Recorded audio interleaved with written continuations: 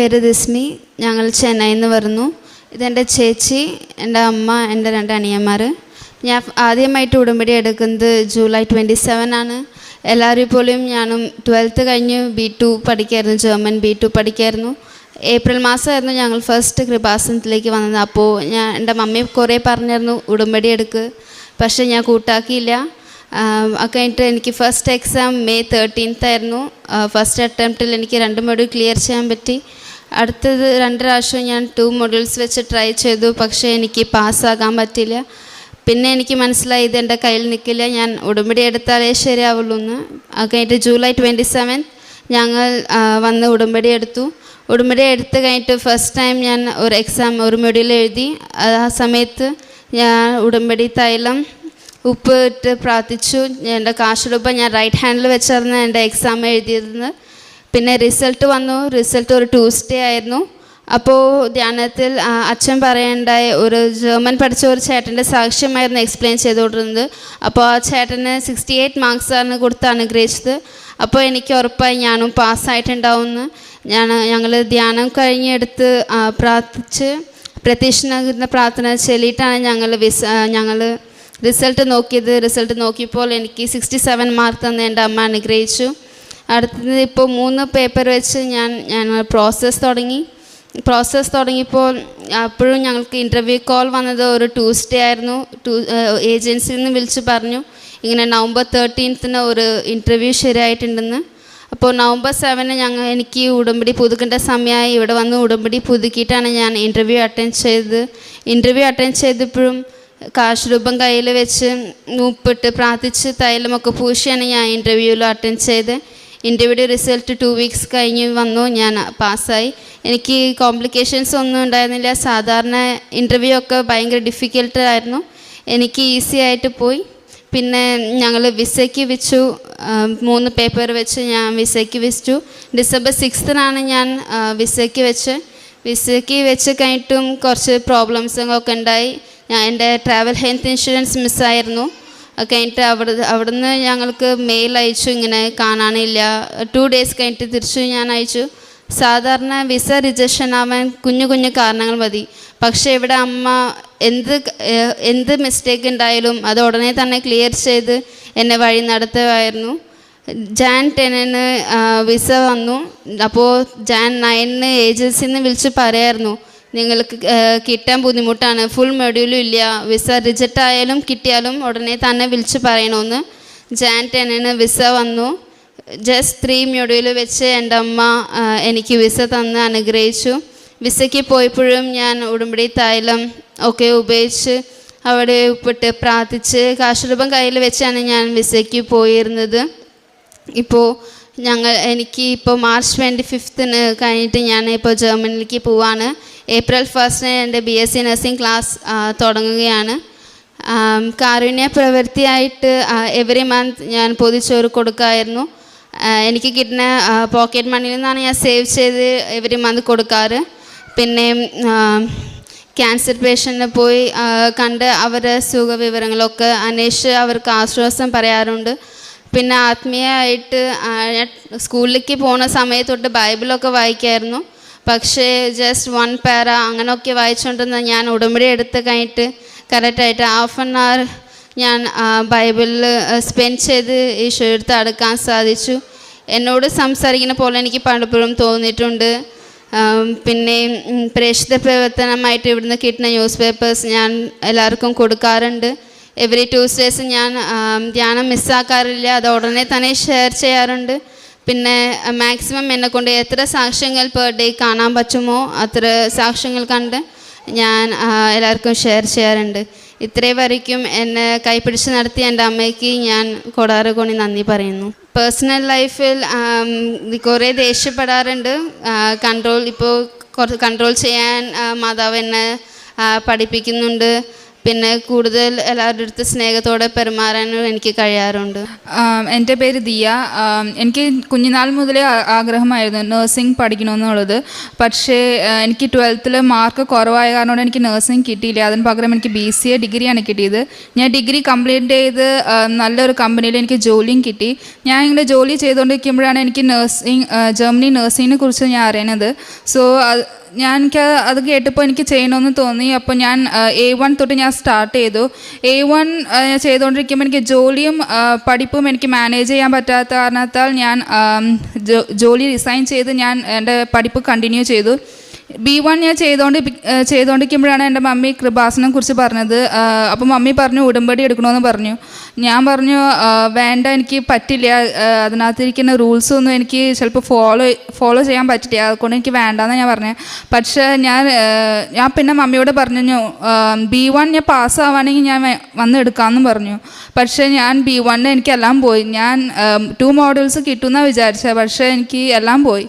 അപ്പോഴാണ് ഞാൻ മനസ്സിലായി ഞാൻ അവോയ്ഡ് ചെയ്ത കാരണം കൊണ്ടാണ് എനിക്ക് ഇങ്ങനെ തന്നത്. പിന്നെ ഞാൻ മമ്മിയോട് ഞാൻ പറഞ്ഞു ഞാൻ ഇതുമാതിരി ഉടമ്പടി എടുക്കാൻ റെഡിയാണ്, നമുക്ക് എത്രയും പെട്ടെന്ന് പോകണമെന്ന് പറഞ്ഞിട്ട് കിട്ടിയ ടിക്കറ്റിലാണ് ഞങ്ങൾ ജൂലൈ 27 ഞങ്ങൾ വന്ന് ഉടമ്പടി എടുത്തത്. ഉടമ്പടി എടുത്ത് ശേഷം B2 ക്ലാസ് തുടങ്ങി. സെപ്റ്റംബർ 9 ഞാൻ B2ൻ്റെ എക്സാം എഴുതി. എനിക്കെല്ലാ മോഡലും ടഫായിരുന്നു. ഞാൻ ഒന്നും പ്രിപ്പയർ ചെയ്തില്ല. B1 ഒക്കെ ഞാൻ നന്നായിട്ട് പ്രിപ്പയർ ചെയ്താൽ പോയത്, പക്ഷേ എനിക്ക് മാർക്കൊന്നും കിട്ടിയില്ല. ഞാൻ ഫെയിലായതുകൊണ്ട് ഞാൻ അതിലൊന്നും പോയിന്നില്ല. പക്ഷേ സ്പീക്കിംഗ് മോഡിൽ മാത്രം ഞാൻ ചിലത് നോക്കി. ഞാൻ സ്പീക്കിംഗ് എക്സാം അറ്റൻഡ് ചെയ്തിരിക്കുമ്പോൾ എൻ്റെ പാർട്ട്ണർ കിട്ടിയ ടോപ്പിക് വന്ന് ഞാൻ എൻ്റെ ക്ലാസ്സിൽ പ്രസൻറ്റ് ചെയ്ത ടോപ്പിക്കായിരുന്നു. പക്ഷേ എനിക്ക് കിട്ടിയത് ഡിഫറെൻറ്റ് ടോപ്പിക്കായിരുന്നു. ഞാൻ ഒട്ടും പ്രതീക്ഷിക്കാത്ത ടോപ്പിക്കായിരുന്നു. പക്ഷേ ഞാൻ എങ്ങനെയോ അറ്റൻഡ് ചെയ്ത് പോന്നു. പിന്നെ ഒക്ടോബർ 1 എനിക്ക് റിസൾട്ട് വന്നു. ഞാൻ ജയിക്കില്ല എന്ന് വിചാരിച്ച മോഡലാണ് സ്പീക്കിംഗ് മോഡൽ. പക്ഷേ അതിനകത്ത് എനിക്ക് മാർക്ക് തന്ന് അനുഗ്രഹിച്ചു. ബാക്കിയത്തെ 3 മോഡലും പോയി. ആ 3 മോഡലും ഞാൻ ഡേറ്റ് എടുക്കാൻ നോക്കിയപ്പോൾ എനിക്ക് കിട്ടേണ്ടായിരുന്നില്ല. പിന്നെ ലൈറ്റ് പ്രേയർ ക്യാൻഡൽ റിക്വസ്റ്റ് വഴിയായിട്ട് ഞാൻ ഇട്ടു. വിത്തിൻ 3 days എനിക്ക് ഡേറ്റ് തന്ന് അനുഗ്രഹിച്ചു. അങ്ങനെ ഞാൻ ചെയ്തുകൊണ്ടിരിക്കുമ്പോഴായിരുന്നു എനിക്കും ഇൻ്റർവ്യൂ കോൾസ് വന്ന്. നവംബർ 13 എനിക്ക് ഇൻ്റർവ്യൂ ഉണ്ടെന്ന്. ശരിക്കും പറഞ്ഞു കഴിഞ്ഞാൽ ഞാൻ ഒരു മോഡൽ പാസ്സായിട്ടുള്ളൂ. പിന്നെ ഇവളാണെങ്കിലും മെഡിക്കൽ ക്ലാസ് അറ്റൻഡ് ചെയ്തിട്ടുണ്ടായിരുന്നു. ഞാൻ അതുപോലും ചെയ്തില്ല. എനിക്ക് പഠിക്കാൻ കാരണത്താൽ എനിക്ക് മെഡിക്കൽ ക്ലാസ് അറ്റൻഡ് ചെയ്യാൻ പറ്റിയില്ല. പക്ഷേ ഇൻ്റർവ്യൂവിൽ അവർ ചോദിക്കുന്ന ക്വസ്റ്റ്യൻസൊക്കെ മാക്സിമം ഞാൻ ഉത്തരം പറഞ്ഞു. ഇൻ്റർവ്യൂ അറ്റൻഡ് ചെയ്യുന്ന മുന്നേ ഞാൻ പ്രത്യക്ഷ പ്രാർത്ഥനയും ചൊല്ലിയും കൊന്തയും ചൊല്ലിയും മാതാവിൻ്റെ കാശുരൂപം ഞാൻ ഈ മോതിരമ ഇട്ടിട്ടാണ് ഞാൻ പിടിച്ച് ഇൻ്റർവ്യൂക്ക് അറ്റൻഡ് ചെയ്തത്. ഇൻ്റർവ്യൂ അറ്റൻഡ് ചെയ്യുമ്പോൾ പേടിയുണ്ടായിരുന്നു. അവരെന്താ ചോദിക്കണതെന്ന് എനിക്ക് ശരിക്കും മനസ്സിലായില്ല. ഞാൻ എന്താ പറയണതെന്ന് പോലും എനിക്ക് അറിഞ്ഞൂടാ. പക്ഷെ അവർ പറഞ്ഞു 2 weeks കഴിഞ്ഞിട്ട് റിസൾട്ട് പറയാമെന്ന് പറഞ്ഞു. 2 weeks കഴിഞ്ഞ് ഞങ്ങളുടെ അടുത്ത് പറഞ്ഞു ഇതുമാതിരി പാസ്സായെന്നുള്ളത്. എനിക്കപ്പോഴും വിശ്വാസമായിരുന്നു. ഞാൻ മാതാവിൻ്റെ അടുത്ത് പറയായിരുന്നു വിത്തൗട്ട് മൈ മെറിറ്റ്, എൻ്റെ മെറിറ്റിൽ കിട്ടില്ല, മാതാവിൻ്റെ ഗ്രേസിൽ മാത്രമേ എനിക്ക് കിട്ടുള്ളൂ എന്ന് ഞാൻ പറഞ്ഞു. അതേപോലെ മാതാവിൻ്റെ ഗ്രേസിലാണ് എനിക്ക് ശരിക്കും കിട്ടിയത്. ഞാൻ വെറും ഒരു മോഡിൽ വെച്ചാണ് ഞാൻ ഇൻ്റർവ്യൂ അറ്റൻഡ് ചെയ്തത്. ആ മോഡിൽ വെച്ചിട്ട് തന്നെ ഞാൻ പാസ്സായി. ആ മോഡിൽ വെച്ച് തന്നെ ഞാൻ വിസയ്ക്ക് അപ്ലൈ ചെയ്തത്. ഞാനും December 6 വിസയ്ക്ക് അപ്ലൈ ചെയ്തത്. എന്നെ കൊണ്ടുപോകുന്ന ഏജൻറ്റ് എന്നോട് പറഞ്ഞു നിനക്ക് വിസ കിട്ടാൻ ഇത്തിരി ഡൗട്ടാണ് വെച്ചാൽ നീ ഒരു മോഡിൽ വെക്കണുള്ളൂ. നിൻ്റെ അഞ്ചത്തിയാണെങ്കിലും B1 പാസ്സായി, B2 3 മോഡിലും അവളുടെ കയ്യിലുണ്ട്. നിന്റെ കയ്യിൽ വേറെ ഒരു മോഡലേ ഉള്ളൂ, ഡൗട്ടാണ്, നമുക്ക് നോക്കാം എന്ന് പറഞ്ഞു. അങ്ങനെ ഞാൻ December 6 വെച്ചു. December 6 വെച്ച് 3 days കഴിഞ്ഞിട്ട് എനിക്ക് ജർമ്മൻ കൗൺസിലിംഗ് സെൻറ്ററിൽ നിന്ന് എനിക്ക് മെയിൽ വന്നിരുന്നു. ഇതുമാതിരി ട്രാവലിംഗ് ഇൻഷുറൻസ് മിസ്സാണെന്ന് പറഞ്ഞ് എനിക്ക് മെയിൽ വന്നിരുന്നു. ഞാൻ അത് കണ്ട് പിറ്റേ ദിവസം വൈകുന്നേരമായിരുന്നു കണ്ടിരുന്നത്. അപ്പോൾ അത് ഒരു ദിവസം കഴിഞ്ഞു. ഞാൻ ഏജൻസിയായിട്ട് അത് കോൺടാക്ട് ചെയ്യുമ്പോൾ ഏജൻസി പറഞ്ഞു 2 days എടുക്കുമെന്ന് പറഞ്ഞു ഇതുമാതിരി ട്രാവൽ ഇൻഷുറൻസ് റെഡിയാക്കാൻ. പക്ഷേ 1 day ഉള്ളിൽ തന്നെ എനിക്ക് വിഷ ഇൻഷുറൻസ് കിട്ടുകയും ഞാൻ അത് തിരിച്ചയക്കുകയും ചെയ്തു. 1 month ആയിട്ടും എനിക്ക് വിസ കിട്ടിയിട്ടുണ്ടായിരുന്നില്ല. Jan 6 ആയിട്ടും എനിക്ക് വിസ കിട്ടിയിട്ടുണ്ടായിരുന്നില്ല. അപ്പോൾ ഞാൻ തിരിച്ചും ലൈറ്റ് അക്കാദമിയുടെ പേര് റിക്വസ്റ്റ് ഇട്ടു ഇതുമാതിരി വിസ കിട്ടണമെന്ന് പറഞ്ഞിട്ട്. അതും 3 ഡേയ്സിനുള്ളിൽ എനിക്ക് വിസ തന്ന മാതാവ് എന്നെ അനുഗ്രഹിച്ചു. അപ്പം ഞങ്ങൾ രണ്ടുപേർക്കും ഒരേ യൂണിവേഴ്സിറ്റിയിൽ ഒരേ സമയത്ത് തന്നെ ക്ലാസ്, ഒരേ റൂമിൽ ഞങ്ങളെപ്പോഴും ഒരേ സ്ഥലത്താണ് ഇപ്പോഴും ഞങ്ങൾ പോയോണ്ടിരിക്കുന്നത്. എല്ലാ മാതാവത്തിൽ എല്ലാ അനുഗ്രഹത്തിനും നന്ദി പറയുന്നു. പ്രേക്ഷിത പ്രവർത്തനങ്ങൾ ഞങ്ങൾ തമിഴും ഇംഗ്ലീഷും മലയാള പത്രങ്ങൾ മേടിച്ച് ഞങ്ങളിവിടെ പുറത്ത് കൊടുക്കാറുണ്ട്, പള്ളികൾ കൊടുക്കാറുണ്ട്. പിന്നെ ഞാൻ എന്നും 30 മിനിറ്റ്സ് ബൈബിൾ വായിക്കും. ഡെയിലിയും ഓരോരോ വചനം ഞാൻ സ്റ്റേറ്റസ് ആയിട്ട് ഇടും. ഞാൻ സാക്ഷ്യങ്ങളൊക്കെ ഞാൻ മുന്നേ ഒരു സാക്ഷ്യം മുന്നേ കേൾക്കുമായിരുന്നു. പക്ഷേ ഇപ്പോൾ ഞാൻ ഒരു ദിവസം എത്ര സാക്ഷ്യം ഇടണോ അത്ര സാക്ഷ്യം ഞാൻ കേട്ടിട്ടേ ഞാൻ കിടക്കാറുള്ളൂ. പിന്നെ കാരുണ്യ പ്രവൃത്തികൾ ഞാൻ ഫുഡ് ഞാൻ മന്ത്ലി കൊടുക്കാറുണ്ട്. എൻ്റെ പോക്കറ്റ് മണി വെച്ചിട്ടാണ് ഞാൻ ഡെയിലിയും മന്ത്ലി കൊടുക്കാറ്. പിന്നെ ഞാൻ ക്യാൻസർ പേഷ്യൻസ് പോയി വിസിറ്റ് ചെയ്യും, അവരുടെ കൂടെ സംസാരിക്കുകയും അവർക്ക് വേണ്ടി ഞങ്ങൾ പ്രാർത്ഥിക്കുകയും ചെയ്യാറുണ്ട്. വിശുദ്ധ തൈലം പൂശി ഞങ്ങൾ പ്രാർത്ഥിക്കാറുണ്ട്. പിന്നെ ഞങ്ങൾക്കറിയണ ഒരു അങ്കിളിന് ബ്രെയിൻ ക്യാൻസർ ഉണ്ടായിരുന്നു. അപ്പോൾ ഞാനും എൻ്റെ ഫാമിലി വിചാരിച്ചു നമ്മുടെ സൈഡിൽ എന്തെങ്കിലും ചെയ്യണമെന്ന് പറഞ്ഞിട്ട് ഞാനും എൻ്റെ ഫ്രണ്ട്സും പിന്നെ മമ്മിയുടെ റിലേറ്റീവ്സും പപ്പയുടെ റിലേറ്റീവ്സും ഇവളുടെ ഫ്രണ്ട്സായിട്ട് ഞങ്ങൾ കാശൊക്കെ ഞങ്ങൾ സേവ് ചെയ്ത് ഞങ്ങൾക്ക് കുറച്ച് തുക കൊടുക്കാൻ പറ്റിയവർക്ക് ഇത്രയും വലിയ അനുഗ്രഹം തന്ന അമ്മ മാധവനും തിരുക്കുമാറിനും ഒരുപാട് നന്ദി പറയുന്നു. റോമാക്കാർക്ക് എഴുതിയ ലേഖനം 8:28 ദൈവത്തെ സ്നേഹിക്കുന്നവർക്ക് അവിടുത്തെ പദ്ധതി അനുസരിച്ച് വിളിക്കപ്പെട്ടവർക്ക് സകലവും നന്മയ്ക്കായി പരിണമിപ്പിക്കുന്നു. പൗലോസ്ലീഹയുടെ ഈ തിരുവചനം നാം കേൾക്കുമ്പോൾ ദിയ മറ്റോയും ദിസ്മി മറ്റോയും ചെന്നൈയിൽ നിന്ന് വന്ന ഈ സഹോദരിമാർ അവരുടെ ജർമ്മൻ നേഴ്സിംഗ് പഠനത്തെക്കുറിച്ചുള്ള തങ്ങൾക്ക് പോകുവാനായിട്ടുള്ള വഴികൾ എങ്ങനെയാണ് ഒരുക്കിയത് ഉടമ്പടി, അതാണ് ഈ മക്കൾ ഇവിടെ പറയുന്നത്. അതായത് കോഴ്സ് അറ്റൻഡ് ചെയ്യുമ്പോൾ ഒരാൾ ജോലി ചെയ്തുകൊണ്ടിരുന്ന മകളാണ്, ജോലി റിസൈൻ ചെയ്തിട്ട് ആ കോഴ്സ് അറ്റൻഡ് ചെയ്യുന്നു. BCA ആദ്യം പഠിച്ചു. എന്നാൽ നേഴ്സിംഗ് തൻ്റെ ഒരു പാഷനായിട്ട് എടുത്തിരുന്നത് കൊണ്ട് ആ മകൾ അതിനു വേണ്ടി ട്രൈ ചെയ്യുന്നു. ഒരു മോഡ്യൂളാണ് കിട്ടിയത്. ആ ഒരു മോഡ്യൂൾ വെച്ചാണ് പിന്നീട് താൻ വിസയ്ക്ക് അപ്ലൈ ചെയ്യുക. അതൊക്കെ എത്രയേറെ കോംപ്ലിക്കേഷൻസ് ആണ് എന്ന് ഏജൻസി തന്നെ പറയുന്നുണ്ട്. എന്നാൽ ആ ഉടമ്പടി എടുത്ത ധൈര്യം, പരിശുദ്ധ അമ്മയും ഈശോയും കൂടെയുണ്ട്. ആ ഒരു ധൈര്യം മാത്രമാണ് തനിക്ക് കൂട്ടിനുണ്ടായിരുന്നത്. ഉടമ്പടി കാശ് രൂപവും നേർച്ച വസ്തുക്കളുടെ ഉപയോഗവും ഒക്കെ താൻ എങ്ങനെയാണ് വിസ ഇൻ്റർവ്യൂവിനും അങ്ങനെ അതുപോലെ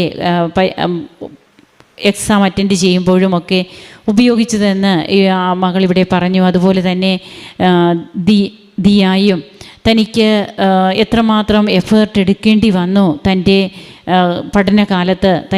ആദ്യമേ തനിക്ക് ഉടമ്പടി എടുക്കുന്നതിനോട് താല്പര്യമില്ലായിരുന്നു. പിന്നീട് ഇത് തൻ്റെ കഴിവിൽ തനിക്കൊന്നും നേടാൻ സാധിക്കില്ല.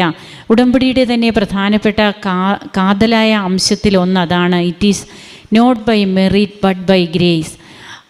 വഴിയടഞ്ഞവൻ്റെ ജീവിതത്തിൽ തുറക്കുന്ന പുതിയ വഴികളാണ് ഉടമ്പടിയുടേത് എന്ന് അതുകൊണ്ട് തന്നെയാണ് പറയുക.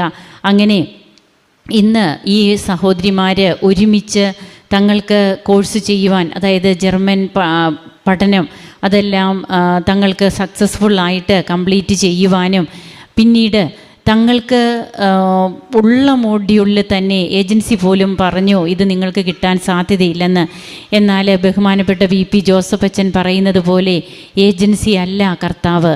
അപ്പോൾ ഇവർ ഉടമ്പടിയിൽ ദൈവത്തെ പൂർണ്ണമായും ആശ്രയിച്ചു. ഉടമ്പടിയിലൂടെ തങ്ങളുടെ ജീവിതത്തിൽ മാറ്റങ്ങൾ വന്നു, ആത്മീയ ജീവിതത്തിൽ വളർച്ചയുണ്ടായി. ആ ശുഷ്കിച്ച ഒരവസ്ഥയിൽ നിന്ന് ആത്മീയ ജീവിതം ഫ്ലറിഷ് ചെയ്തു. അതുപോലെ തന്നെ തങ്ങളുടെ കാരുണ്യ പ്രവർത്തനങ്ങൾ, പ്രേക്ഷിത പ്രവർത്തനം, അതിനൊന്നും ഈ സഹോദരിമാർ ഒരു കുറവും വരുത്തിയില്ല. അങ്ങനെ കർത്താവിനെ കൂട്ടുപിടിച്ചുകൊണ്ട് തന്നെ കർത്താവിനെ നേടുന്ന ഒരു അനുഭവം, അതാണ് ഉടമ്പടി നമുക്ക് പ്രദാനം ചെയ്യുന്നത്. ഇന്ന് തങ്ങളുടെ സഹോദരങ്ങളോടും അമ്മയോടുമൊപ്പം ഈ മക്കൾ ഇവിടെ സാക്ഷ്യം പങ്കുവെക്കുമ്പോൾ തീർച്ചയായും ദൈവത്തെ സ്നേഹിക്കുന്നവർക്ക് അവിടുത്തെ പദ്ധതി അനുസരിച്ച് വിളിക്കപ്പെട്ടവർക്ക് സകലതും നന്മയ്ക്കായി പരിണമിപ്പിക്കുന്നു എന്നുള്ള ആ തിരുവചനം തങ്ങളുടെ ജീവിതത്തിൽ അന്വർത്ഥമാക്കിയ ദൈവത്തിന് ഇവരെ നന്ദി പറയുകയാണ്. നമുക്കും കരങ്ങളടിച്ച് ഈശോയ്ക്കും അമ്മയ്ക്കും നന്ദി പറയാം. യേശുവേ നന്ദി, യേശുവേ സ്തുതി, യേശുവേ ആരാധന. അത്യപൂർവ ദൈവാനുഭവങ്ങൾ ഇനി നിങ്ങൾക്കും സ്വന്തം.